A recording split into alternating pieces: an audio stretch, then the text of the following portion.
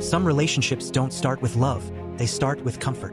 Not promises, not plans, just moments that feel good enough to stay in. Nobody warns you about the connections that don't have names. The ones that feel real, but stay undefined. Because it doesn't begin as heartbreak.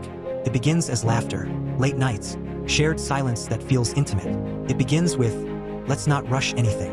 And stumbles like 2 a.m. phone calls that stretch till morning. Like inside jokes nobody else would get. Like good morning texts without labels and good night calls without promises. Feels safe, low pressure, no rules, no expectations, just vibes. And that's how it gets you. It usually starts innocently. You meet someone at a time when you're not looking for anything serious. Or at least that's what you tell yourself.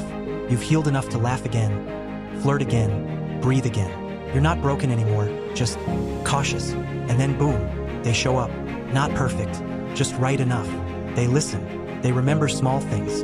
They text back. They do relationship things without relationship responsibility. They check on you when you're sick. Get jealous when someone else gets your attention. Call you their person but never their partner.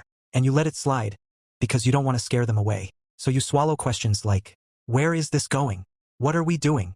How do you really feel about me? You don't ask because you already sense the answer. Situationships thrive on almost dating, almost committed, almost chosen. They give you just enough affection to stay, and just enough distance to hurt.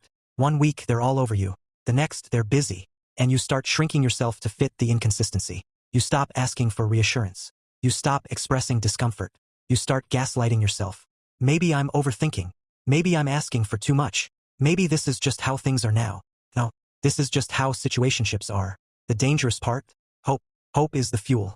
Because deep down, you believe if you're patient enough, if you're understanding enough, if you don't pressure them, they'll eventually choose you. You start doing girlfriend duties on a free trial plan. Emotional support, loyalty, availability, all without commitment. And the wildest part? They enjoy it. Why wouldn't they? They get connection without accountability. Love without labels. Comfort without consequences. And you keep showing up, waiting for them to wake up and realize you're the one.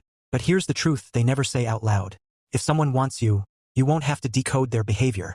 You won't have to analyze response times. You won't have to guess where you stand. You won't have to compete with uncertainty. Clarity is not scary to someone who is sure. And then comes the heartbreak. Not the dramatic breakup type. No closure. No final conversation. Just distance. Replies get shorter. Calls stop coming. Energy shifts. You feel it before they say it. They meet someone else.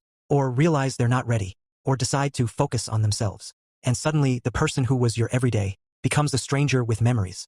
And you're left grieving something that was never officially yours. That pain hits different. Because how do you explain heartbreak over something that wasn't serious?